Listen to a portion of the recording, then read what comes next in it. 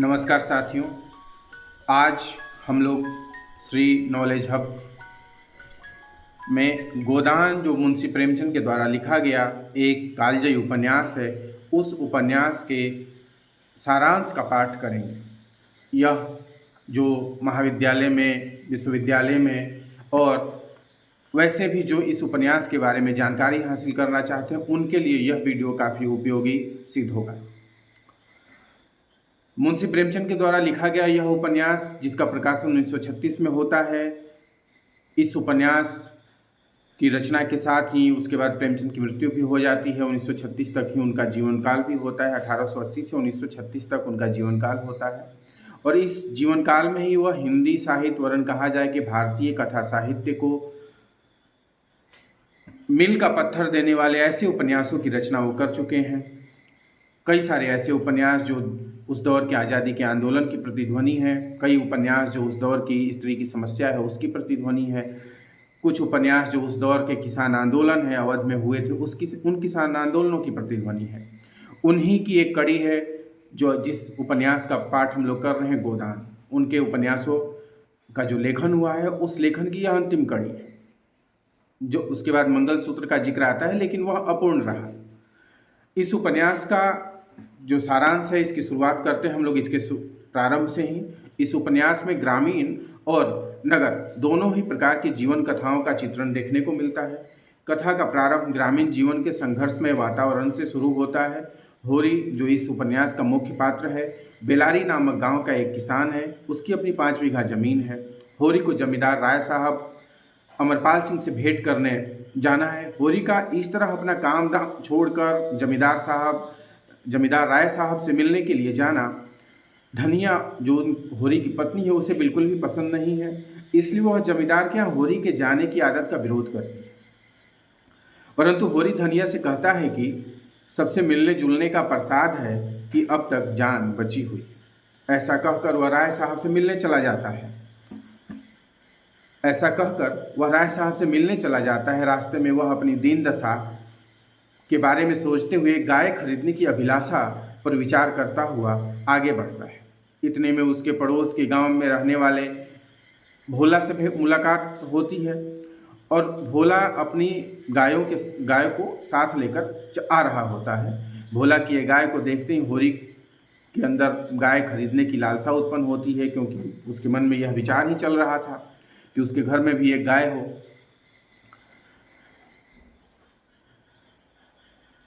यह जब लालसा तेज हो जाती है, तीव्र हो जाती है, तो वह बात करने का भी प्रयास करता है। हालांकि भोला जो है वह एक विधुर है, जिसकी पत्नी गुजर चुकी है।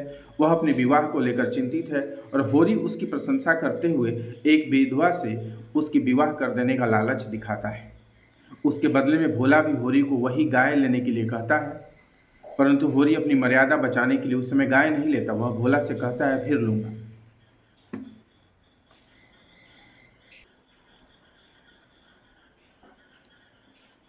वह कहता है फिर मंगा लूँगा। इसी समय भोला भूसे की कमी की बात होरी से करता है। उसकी समस्या सुनकर होरी उसे थोड़ा सा भूसा अपने घर से देने का वचन करता है।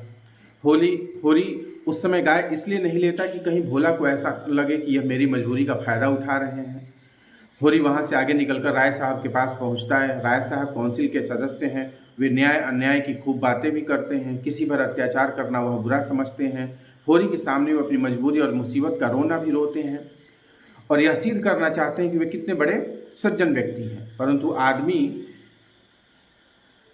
परंतु उसी वक्त एक उनका नौकर आता है और बताता है कि मजदूर बिना मजदूरी के काम करना नहीं चाहते। राय साहब अत्यधिक क्रोधित हो जाते हैं और मजदूरों को धमकाने के लिए चले जाते हैं। राय साहब के इस परिवर्तित रूप को देखकर होरी सोचता है, अभी अभी तो राय साहब कैसे नीति और धर्म की बातें कर रहे थे और अचानक इतने क्रोधित कैसे हो गए। होरी राय साहब द्वारा आयोजित धनुष यज्ञ की लीला में राजा जनक के माली की भूमिका पाकर अपने भाग को सराहता हुआ घर लौट रहा होता है। घर आने पर होरी राय साहब की बहुत प्रशंसा करता है, परंतु होरी का बेटा गोबर राय साहब को एक जो व्यवहार में चलता है वह उस पद से नवाजता है। राय साहब को रंगा सियार कहता है, क्योंकि वह समझता है कि राय साहब जो है भौतिक सुख समृद्धि के सारे साधन होने पर भी दुखी बनने का नाटक करते हैं। इसके बाद होरी भोला से गाय खरीदने और उसने उसे भूसा का देने का जो वचन दिया है, इसके बारे में धनिया और गोबर से बात करता है। गोबर होरी का पुत्र है। साथ ही भोला का विवाह कराने की अपनी चालाकी भरे आश्वासन को भी बताता है। होरी की यह चालाकी माँ और बेटे को अच्छी नहीं लगती, अतः वे दोनों उसका तिरस्कार करना चाहते हैं। परंतु होरी धनिया से कहता है, भोला तुम्हारी बहुत प्रशंसा कर रहा था। ऐसा कहकर वह धनिया को अपने पक्ष में कर लेता है। यह भी बात है कि प्रशंसा किसे अच्छी नहीं लगती। गाय आने की बात से होरी की दोनों लड़कियां सोना और रूपा तथा गोबर धनिया आदि सभी आनंदित हो जाते हैं, क्योंकि निर्धन के घर लक्ष्मी का आगमन होने वाला था। भूसा लेने होरी के घर आता है। धनिया और घर के अन्य सदस्य उसका स्वागत करते हैं एकदम खुशी के साथ। होरी एक खांचा भूसा देने को कहता है, परंतु धनिया 3 खांचे भूसा भर देती है और गोबर को भोला के घर पहुंचाने को कहती है। भोला के घर पहुंचने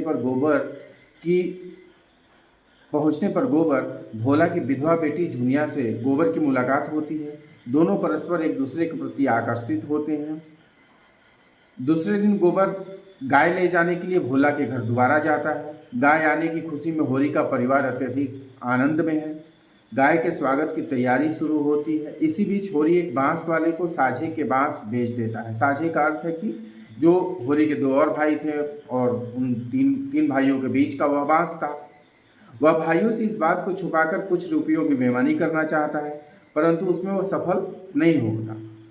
गोबर के गाय लेकर आने पर पूरा गांव गाय देखने के लिए इकट्ठा हो जाता है। सभी गाय की प्रशंसा करते हैं। पूरा गांव होरी की गाय देखने आता है, परंतु उसके सगे भाई हीरा और शोभा गाय देखने नहीं आते।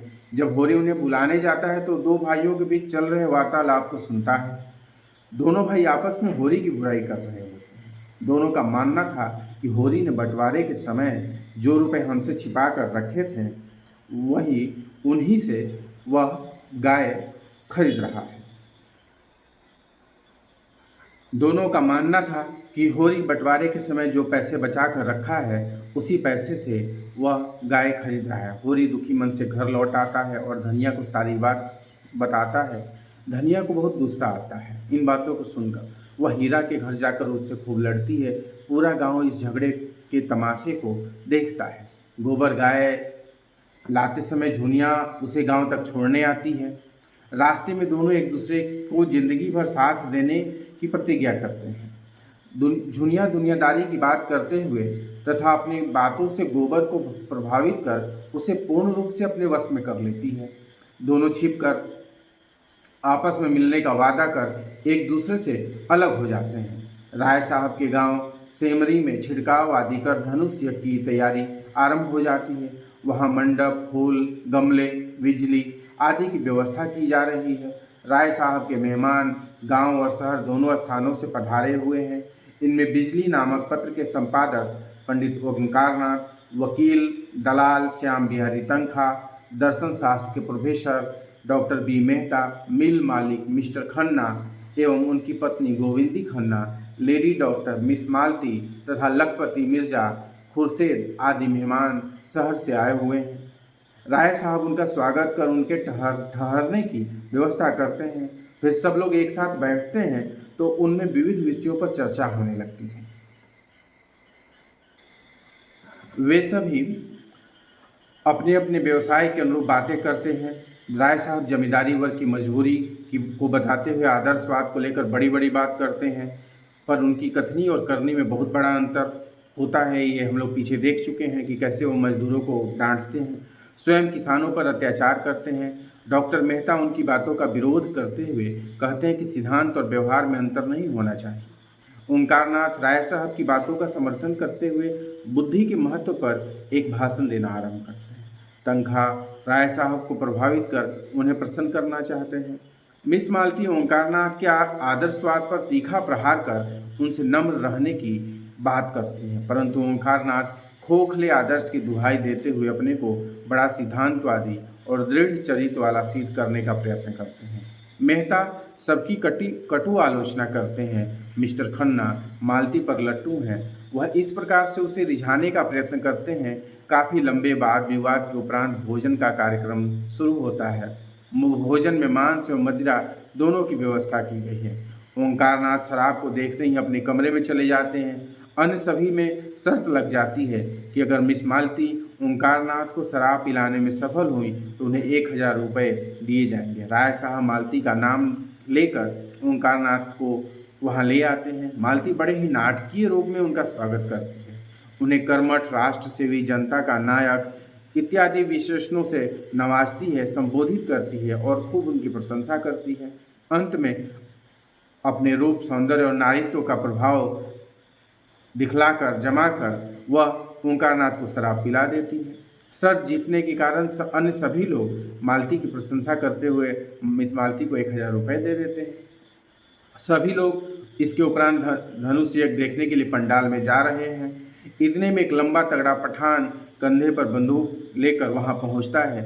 गुस्से से कहता है कि उसके आदमी को राय साहब के आदमियों ने लूटा है। वह रुपए लौटाने की बात करता है। रुपए न मिलने पर सबको गोली मारने की धमकी भी देता है।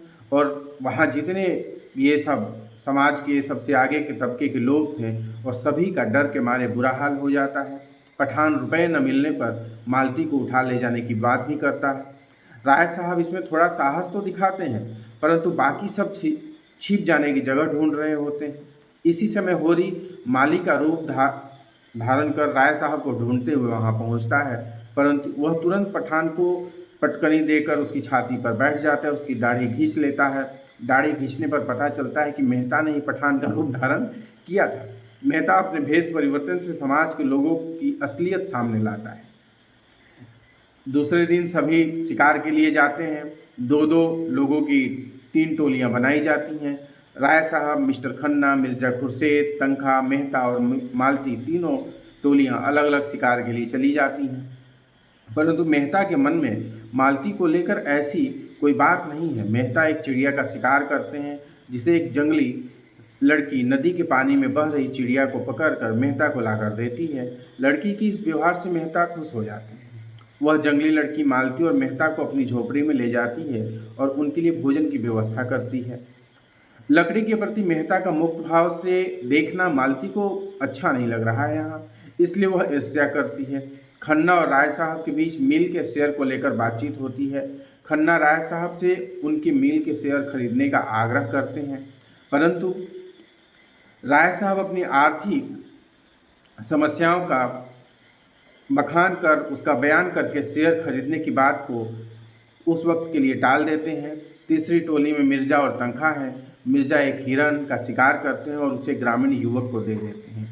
सभी उस युवक के गांव जाते हैं और खा पीकर खुशी से पूरा दिन अपना बिताकर वह शाम को वापस राय साहब के गांव लौट आते हैं। इधर होरी के घर गाय के आ जाने से बहुत ही उत्साह भरा माहौल है। पूरा परिवार गाय की सेवा में लगा हुआ है। सोना और रूपा तो मानो उस गाय की सहेलियां बन चुकी हैं। बरसात की पहली बारिश होते ही खेत जोतने और बोने की चहल पहल जैसे गांव में शुरू होती है, वैसे होरी के गांव में भी शुरू है। किसानों में बड़ा उत्साह और उमंग का वातावरण यह इस समय रहता है। प्रेमचंद इसका बहुत ही आत्मीयता से वर्णन भी करते हैं। परंतु इतने में राय साहब का कारिंदा नोखेराम ऐलान करता है कि बिना लगान चुकाए कोई भी अपने खेत नहीं जोत सकता। होरी रुपयों के इंतजाम के लिए महाजन के यहाँ भागा फिरता है। गांव में कई महाजन हैं, झिंगुरी सिंह, मंगरू शाह, दुलारी, दाता दिन। झिंगुरी सिंह होरी की गाय लेना चाहता है। अब यहाँ गाय जो आई है होरी की, उस पर झिंगुरी सिंह की नज़र भी है। वे होरी को समझा बुझाकर अपनी गाय बेचने को तैयार करते हैं। कुछ दिन बीतने पर धनिया भी इसके लिए तैयार हो जाती है, परंतु अंत में यह निर्णय लेते हैं कि गाय न बेचकर रुपयों का इंतजाम सूद पर लेकर किया जाए। उस दिन रात को जब होरी अपने बीमार भाई शोभा को देखकर घर लौटता है तो अपने दूसरे भाई हीरा को गाय के पास खड़ा देखता है। उसी रात गाय को जहर दिए जाने से वह मर जाता है। होरी को लगता है कि हीरा ने ही गाय को जहर दिया है। वह इस बात को धनिया से कहता है। उसी रात हीरा घर से भाग जाता है। सुबह धनिया हीरा पर गौ हत्या का अपराध लगाकर पूरे गांव में चिल्लाकर गाय को जहर देकर मारने की बात करती है और हीरा पर आरोप लगाती है। इससे होरी को बुरा लगता है कि वह उसके भाई के ऊपर आरोप लगा रही है और धनिया को वह पीटने लगता है। अपने भाई को बचाने के लिए सच को छिपाकर वह अपने पुत्र गोबर की झूठी कसम खाता है। दरोगा जांच पड़ताल करने गांव पहुंचता है। होरी अपने परिवार की इज्जत बचाने के लिए महाजनों से रुपए उधार लेकर दरोगा को देना चाहता है। धनिया बेहद ही गुस्से में आकर रुपए छीन लेती है और दरोगा एवं गांव वालों को बहुत कुछ सुनाती है, भला भला बुरा कहती है। अंत में दरोगा गांव वालों से ही 50 रुपये वसूल करके चला जाता है। गांव के महाजन दरोगा को कोसते रह जाते हैं क्योंकि यह रुपए तो उन्हें ही देने पड़ते हैं। हीरा के घर से भाग जाने से होरी उसकी स्त्री पूनिया की सहायता करने लगता है।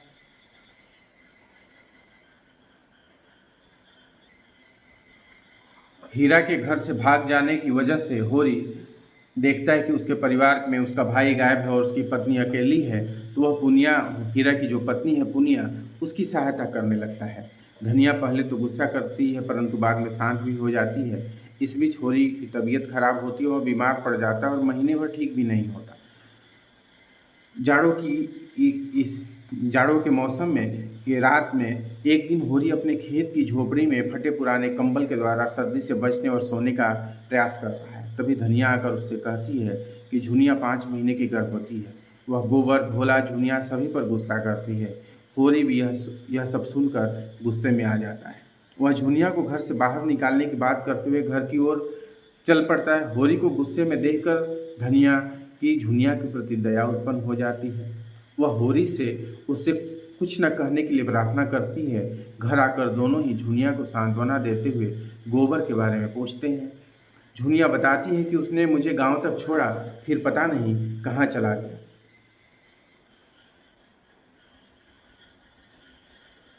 दूसरे ही दिन झुनिया पूरे गांव में चर्चा का विषय बन जाती है। सब लोग मिलकर होरी को जाति से निकाल देने का प्रयास करते हैं और अंततः इस बात पर तय भी होता है कि होरी को जाति से निकाल दिया जाए। उसका हुक्का पानी बंद कर दिया जाता है। एक दिन पंडित दातादीन धनिया से मिलकर झुनिया को घर में न रखने की बात करने लगते हैं, जबकि खुद उनके बेटे मातादीन ने गांव की एक दलित महिला सीलिया को रखेल बनाकर घर में रखा है। इसी तरह गांव के अन्य बड़े लोग भी झुनिया को घर से निकाल देने की सलाह धनिया को तो देते हैं, परंतु कोई मातादीन को नहीं बोलता है। धनिया सबको उत्तर देकर उनका मुंह बंद कर देती है। अंत में जब पटेश्वरी लाल को यह लगता है कि झुनिया के गांव में रहने से हमारी कोई इज्जत नहीं रहेगी, तो वह गांव के महाजनों एवं नोखेराम आदि के साथ मिलकर एक षड्यंत्र धनिया, होरी इन सब के खिलाफ रचता है। अब फिर से पंचायत बैठती है जिसमें सबको होरी का गला दबाने का मौका मिलता है। झुनिया एक लड़के को जन्म देती है। बिरादरी में ऐसे पाप के लिए पंचायत होरी पर 100 रुपये नकद और 30 मन अनाज का डांड लगाती है। धनिया पंचायत के इस निर्णय का बेहद विरोध करती है, लेकिन होरी इस निर्णय को लेकर, पंचायत का निर्णय है तो होरी की नज़र में वह सर्वोपरि है, उसे स्वीकार कर लेने में ही अपनी मर्यादा की रक्षा समझता है, या प्रेमचंद यहाँ जिक्र कर रहे हैं कि मर्यादा की रक्षा समझता है। वह अपना घर झिंगुरी शाह के पास गिरवी रखकर 80 रुपये लाता है और डांड की रकम चुकाता है। गोबर लोक लज्जा के भय से तो भाग जाता है, लखनऊ चला जाता है। वहाँ उसे 15 रुपये के वेतन पर मिर्जा खुर्शीद के यहाँ नौकरी भी मिल जाती है और उनके यहाँ ही वह रहने लगता है। डांड में सारा अनाज देने से होरी के पास तो खाने के लिए कुछ नहीं बचता उस आने वाले दिनों के लिए। उस समय पुनिया उसकी मदद करती है। बारिश न होने के कारण उसकी ईख सूख जाती है। भोला गाय के रुपयों की मांग करता है, परंतु होरी रुपए दे ही नहीं पाता क्योंकि अब तो उसके पास कुछ था नहीं। भोला होरी के बैल ले जाता है। गांव वाले इसका विरोध करते हैं, लेकिन मर्यादावादी और ईमानदार होरी विवश होकर इसकी अनुमति दे देता है। मालती को राजनीति और सामाजिक कार्यों में व्यस्त रहना बेहद पसंद है। उसी के प्रयास से मेहता एक कार्यक्रम भाषण देते समय महिलाओं के समान अधिकार की मांग छेड़कर महिलाओं को त्याग, दया, क्षमा को अपनाने की सलाह देते हैं। महिलाओं के समान अधिकार की मांग को छोड़कर महिलाओं को त्याग, दया, क्षमा को अपनाने की सलाह देते हैं। उनकी दृष्टि से गृहस्थ जीवन में इन बातों की बहुत ही ज़रूरत है। मालती मेहता से सहमत होती है। एक दिन मेहता मालती पर आरोप लगाते हैं कि कि उसी के कारण मिस्टर खन्ना मिसेज खन्ना से अच्छा बर्ताव नहीं करते। यह सुनकर मालती गुस्सा हो जाती है और अपने घर चली जाती है। राय साहब को पता चल जाता है कि होरी से वसूल किए गए डांड के सारे पैसे गांव के मुखिया लोग आपस में खा गए। वे नोखे राम से रुपए देने को कहते हैं तो सभी महाजन बिजली के संपादक ओंकारनाथ को बताते हैं कि राय साहब हमसे जुर्माना वसूल करते हैं। ओंकारनाथ राय साहब को बताते हैं कि वो अपनी पत्रिका में आपके बारे में सनसनीखेज खबर छापने वाले हैं। राय साहब 100 ग्राहकों को चंदा रिश्वत के रूप में देकर किसी तरह इस खबर को छापने से रोक लेते हैं। किसी तरह इस खबर को छपने से रोक लेते हैं, लेकिन बात यही नहीं रुकती है। गांव में बुआई की शुरुआत होती है। होरी के पास बैल न होने के कारण उसकी असमर्थता का फायदा उठाकर दाता दिन होरी के सामने साझे में बुआई करने का प्रस्ताव रखते हैं। वह होरी को मजदूर बनने के लिए हम पर विवश करना चाहते हैं। उधर दाता दिन का बेटा माता दिन झुनिया को अपने प्रेम पास में फंसाने का प्रयत्न करता है। होरी के ईख बेचने को लेकर महाजन मिल मालिक से मिलकर कर्ज का पैसा उनके साथ होरी तक पहुंचने भी नहीं देते, वो वसूल कर लेते हैं। मिस्टर खन्ना और उनकी पत्नी गोविंदी जी के स्वभाव एक दूसरे से मेल नहीं खाते। गोविंदी जी सीधा साधा जीवन जीना पसंद करती हैं, परंतु मिस्टर खन्ना विलासमय जीवन के आदी हैं या वैसा जीवन जीना चाहते हैं। एक बार पति पत्नी में बेटे के इलाज को लेकर डॉक्टर को बुलाने को लेकर झगड़ा हो जाता है। गुस्से में आकर गोविंदी जो है वो पार्क में चली जाती है, घर से बाहर निकल जाती हैं और वहाँ पर उनकी मुलाकात मिस्टर मेहता से होती है। मेहता उसकी प्रशंसा करते हुए बुझाकर घर ले आते हैं। होरी दाता दिन की खेती में मजदूरी करने लगता है। ईख काटते समय कड़ी मेहनत करने से वह बेहोश हो जाता है। उधर गोबर नौकरी छोड़कर खोचा लगाने का काम शुरू करता है। उसके पास 2 पैसे आ जाते हैं। एक दिन वह गांव आता है, सभी के लिए सामान लाता है। गांव में गोबर महाजनों के बारे में लोगों के बीच बातें कर उनकी बड़ी बेइज्जती करता है। होली के अवसर पर गोबर गांव के मुखिया लोगों की नकल करता है। परिणाम स्वरूप गोबर को सभी महाजनों के क्रोध का शिकार भी बनना पड़ता है।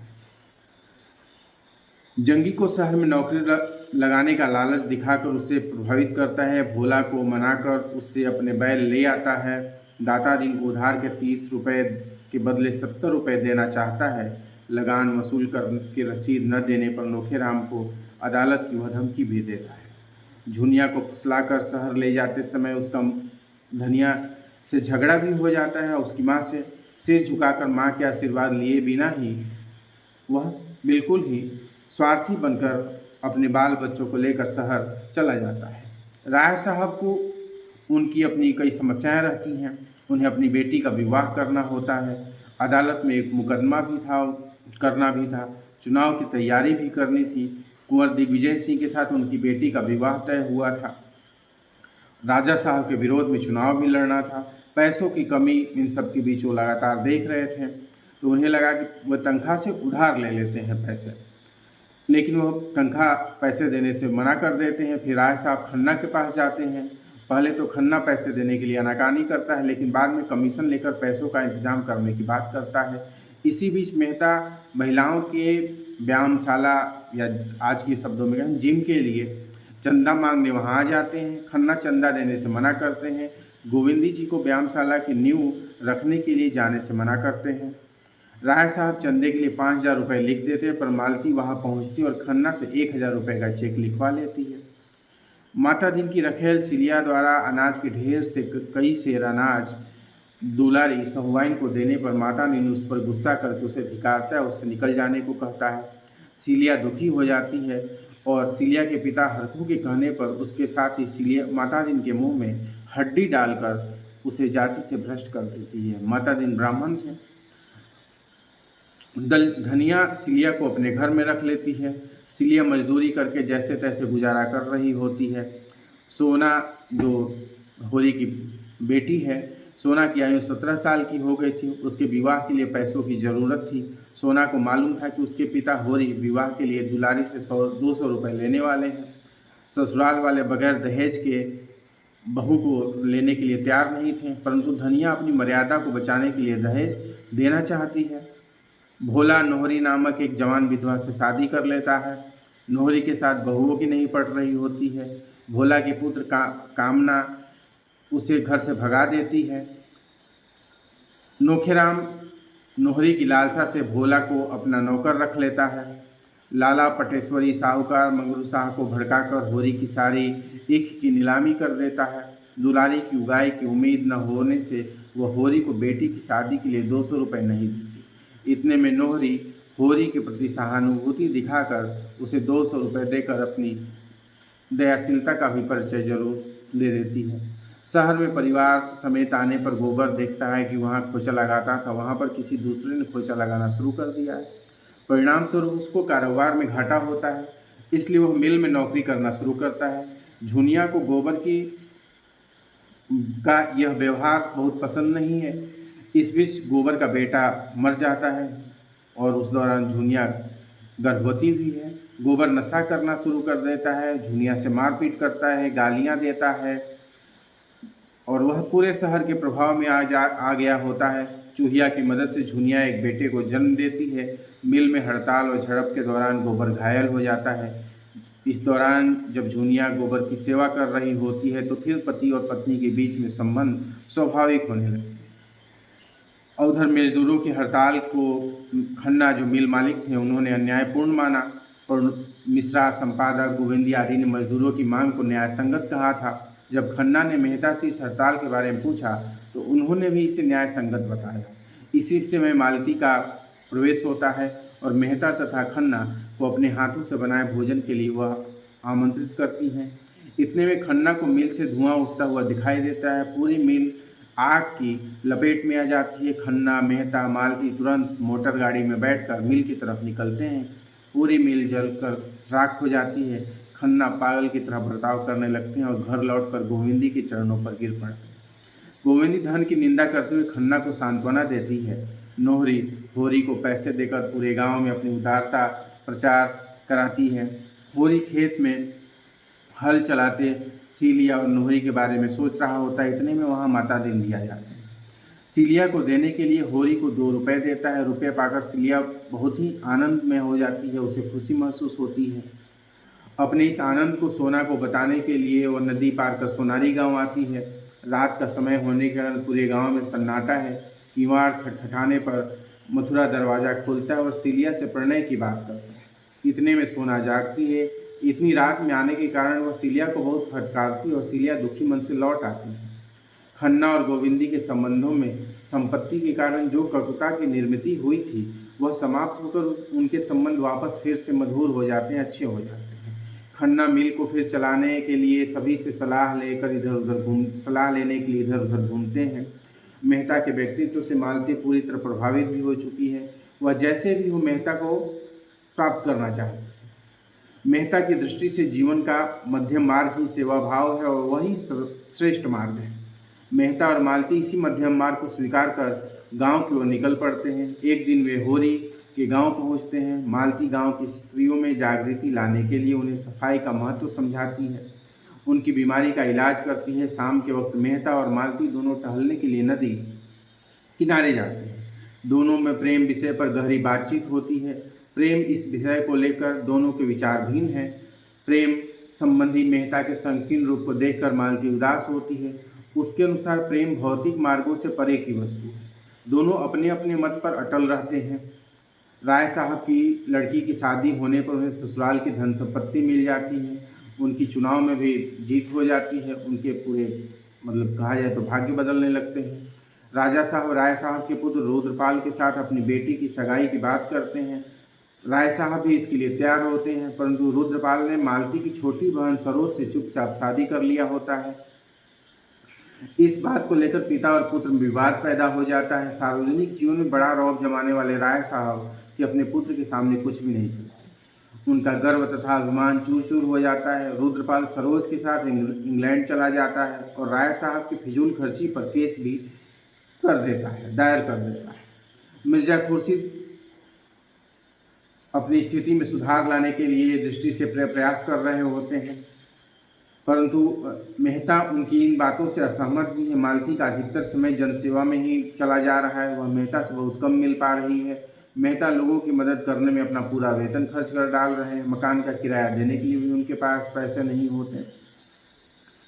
मालती मकान का किराया देकर मेहता को अपने बंगले में रहने के लिए बुला कर लाती है। अमीरों का खिलौना बने रहने वाली मालती को लोगों की सेवा में व्यस्त देखकर मेहता उससे बहुत प्रभावित होते हैं और मालती के सामने शादी का प्रस्ताव भी रख रहे होते हैं, परंतु मालती खुद को विवाह बंधन में बांधना नहीं चाहती है। वह मेहता को एक अच्छे मित्र और सहयोगी के रूप में ही स्वीकार करती है। एक दिन अचानक निमोनिया हो जाने से सिलिया के बच्चे की मौत हो जाती है। बच्चे की मौत की आघात को सिलिया और माता दीन को फिर से एक साथ कर देता है और वे दोनों बिना लोक लाज के एक साथ रहना प्रारंभ कर देते हैं। दिन प्रतिदिन होरी की आर्थिक स्थिति खराब होती चली जा रही है। अब तो उसे कर्ज मिलना भी मुश्किल हो गया है। अंत में होरी हताश निराश होकर 200 रुपये के बदले पर अपनी छोटी बेटी रूपा का विवाह एक 40 वर्ष की अधेड़ और संपन्न किसान से कर देता है। गोबर इस विवाह के लिए घर आता है, परंतु इस पर गोबर में बहुत परिवर्तन दिखाई पड़ने लगता है। वह अपने आचरण से बहुत ही शालीनता और सौजन्यता का परिचय देता है। विवाह हो जाने के बाद झुनिया को गांव में ही छोड़कर अकेला शहर जा रहा है। अब होरी एक ठेकेदार के यहाँ कंकड़ खोदने का काम शुरू करता है और उसका प्रयास यही है कि कुछ पैसे आने पर गोबर के बच्चे के लिए फिर से गाय खरीद ली जाए। धनिया भी उसके साथ कंकड़ खोदने का काम करती है। एक दिन हीरा भी लौट आता है। होरी से अपने गलत कार्यों के लिए क्षमा मांगता है। एक दिन जेठ की कड़ी धूप में वहाँ फावड़ा चलाते हुए होरी को लू लग जाती है और वो बेहोश हो जाता है। उसे उठाकर घर लाया जाता है, परंतु वह पूरी तरह से शक्तिहीन हो गया है, अचेत हो गया है। उसकी आंखों के सामने उसके जीवन के विभिन्न स्मृति चिन्ह चलने लगते हैं। धनिया घरेलू उपचार करती है, परंतु उसका कोई फायदा दिखलाई नहीं होता है। होश आने पर वह धनिया से क्षमा मांगती और अपने महाप्रयाण की तैयारी करता है। हीरा गोदान की बात करता है। अन्य लोग भी इस बात को दोहराने लगते हैं। धनिया सुतली बेचकर आए हुए 20 आने को दाता दिन के हाथ में रखकर कहती है, महाराज घर में न गाय है, न बछिया है, न पैसा, यही इनका गोदान है। और इसके साथ ही यह उपन्यास समाप्त हो जाता है।